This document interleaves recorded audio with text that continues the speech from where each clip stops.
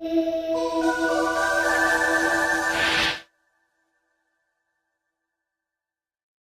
quero focalizar aqui Jesus como em Marcos, no capítulo 6, ele é tido como carpinteiro. Muitos falam que Jesus era filho do carpinteiro, mas este texto aqui diz que ele mesmo era carpinteiro e era conhecido assim como tal, e bastante conhecido. Em Marcos, no capítulo 6, nós lemos: tendo Jesus partido dali, foi para a sua terra, supõe-se Nazaré, da Galileia, e os seus discípulos o acompanharam. Chegando o sábado, passou a ensinar na sinagoga, e muitos, ouvindo-o, se maravilhavam, dizendo: de onde vem a este essas coisas? Que sabedoria é essa que lhe foi dada? E como se fazem tais maravilhas por suas mãos?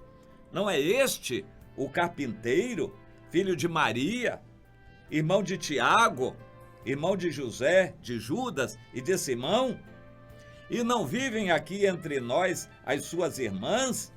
E escandalizavam-se nele. Jesus, porém, lhes disse: não há profeta sem honra, senão na sua terra, entre os seus parentes e na sua casa. E não pôde fazer ali nenhum milagre, senão curar uns poucos enfermos, impondo-lhes as mãos. E ele se admirou da incredulidade deles. Contudo, continuava percorrendo as aldeias circunvizinhas a ensinar. Mais adiante, no versículo 14, diz que isso chegou aos ouvidos do rei Herodes, porque o nome de Jesus já se tornara notório. Eu paro essa leitura por aqui. Li Marcos capítulo 6. Até o Herodes ouviu a fama de Jesus. Aqueles que foram criados com Jesus não acreditaram nele. Isso é o que está dito. Incredulidade. Eles conviveram com Jesus, mas não acreditavam nele. Eles conheciam a carcaça de Jesus, o corpo de Jesus, o olhar de Jesus, as palavras de Jesus, a família de Jesus, o trabalho de Jesus como carpinteiro. Eles conheciam tudo isso, mas não conheciam o que estava dentro de Jesus. Então eu quero dizer o seguinte, meu irmão: o evangelho é essencialmente poder sobrenatural de Deus. Quando a Bíblia fala de poder, supõe-se sobrenatural. O poder do evangelho é sobrenatural, é pelo Espírito. Ninguém vai se converter com conversa. Ninguém vai se converter com boas ações sociais. A pessoa pode vir para a igreja assistir reunião, mas se converter, ninguém vai se converter com diálogo. Ninguém vai se converter com boas maneiras, com lições de moral. Pare de fumar, de beber, vai ser bom para a sua saúde. Ninguém vai se converter dessa maneira se não for por uma operação sobrenatural de Deus, uma manifestação de poder que convença a pessoa de pecado para que ela se arrependa. A obra de Deus é essencialmente sobrenatural, é espiritual. As pessoas que andam à nossa volta, nós conhecemos a roupa que elas vestem, o jeito, a personalidade, o tipo de ser da pessoa, o que elas fazem, a gente conhece. Mas você conhece o que está dentro daquela pessoa? Como é o espírito daquela pessoa? Ela é uma pessoa fiel a Deus, uma pessoa que ama a Deus, que valoriza a Deus? Você conhece o que está dentro da sua esposa? Mulher, você conhece o que está dentro do seu marido? Pais, vocês conhecem o que está dentro de seus filhos? Você acredita que Deus possa usar um filho seu? E se Deus usar um filho seu, você vai aceitar a palavra dele como sendo usado por Deus? Aquele irmão mais humilde, analfabeto da igreja, pode ser poderosamente usado pelo Espírito de Deus. E se o for, você vai aceitar? Você vai se submeter às palavras dele, ainda que seja um irmão tão simples, humilde e desprovido de cultura humana, você vai aceitar? Procure enxergar o que está dentro da pessoa. O que é exterior vai se corromper, mas o que é interior permanece para a vida eterna.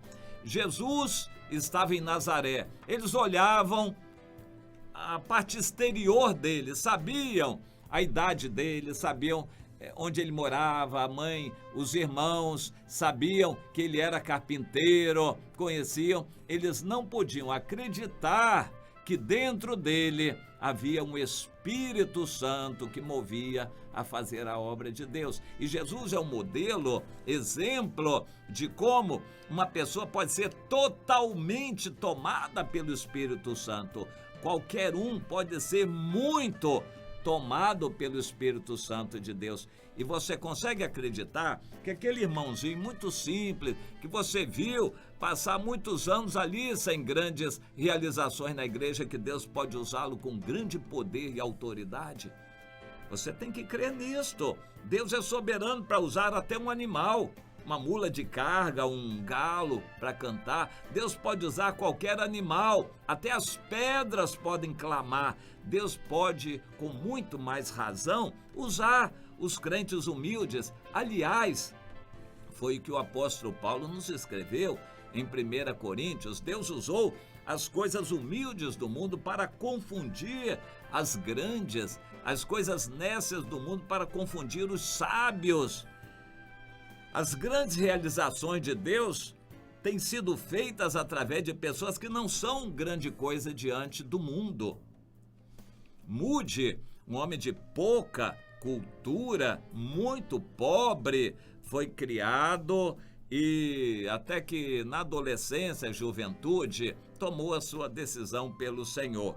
Ele ouviu uma pregação, me parece que de Spurgeon, dizendo: o mundo ainda está para ver o que pode um homem fazer totalmente entregue nas mãos de Deus. E ele disse: eu quero ser este homem, e se entregou totalmente ao Senhor. Ele era um evangelista que evangelizava muito, mas não perdia oportunidade.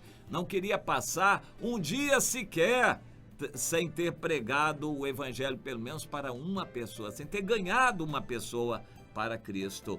Moody não queria dormir noite nenhuma sem ter ganhado pelo menos uma pessoa para Jesus. E há histórias interessantíssimas a respeito dele. Mas há uma situação interessante em que ele iria fazer uma campanha numa cidade e Deus já estava operando e a expectativa era de que multidões viessem a se converter, como de fato aconteceu, e um repórter foi designado por um órgão de imprensa, um jornal, para acompanhar de perto o Moody. Ele queria saber o segredo que o Moody tinha e procurou acompanhar onde ele dormia, o que ele fazia, como ele estudava, como ele preparava os sermões. Ele acompanhou o quanto foi possível a vida de Moody e viu os resultados nos estádios, multidões tomando a decisão pelo Senhor. Depois ele deu o seu relatório para o jornal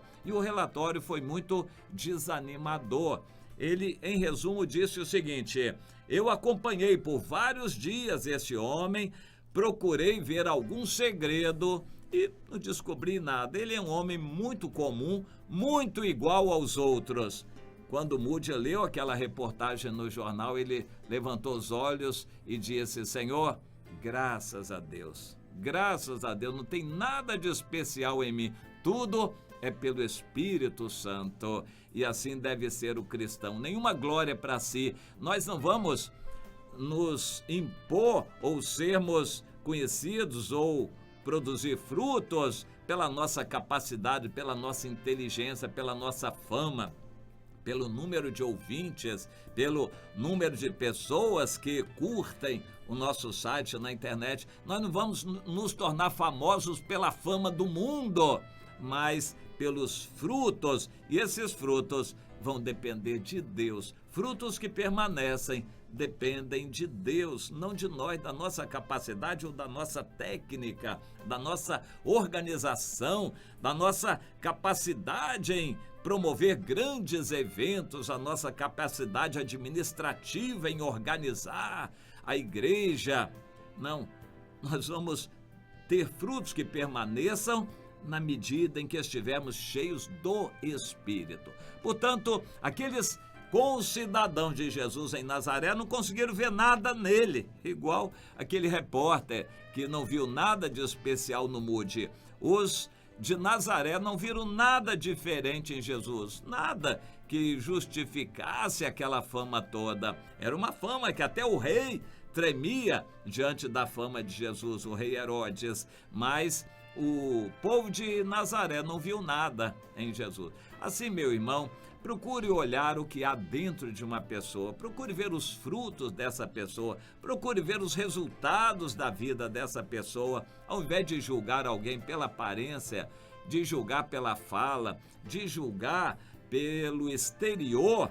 Procure olhar o que há dentro daquela pessoa, o quanto do Espírito Santo ela tem. Isso é o mais importante. Procure isso, ver o Espírito da pessoa que está dentro da pessoa, isto sim, e você só vai conseguir quando você olhar com olhos de Deus. O discernimento é espiritual. Quando você conseguir fazer isso, você vai estar encaixado em 1 Coríntios 2,15, um homem espiritual que discerne as coisas espiritualmente, mas não é compreendido pelo mundo. Não, você, pelo fato de estar na intimidade com Deus, não vai ser compreendido pelos seus parentes, você não vai ser entendido pelos que estão à sua volta, mas isto faz você ser assemelhado a Jesus nesse aspecto. Portanto, se as pessoas não valorizam você, não ligue para isso. O importante é que a sua oração seja ouvida, que Deus use você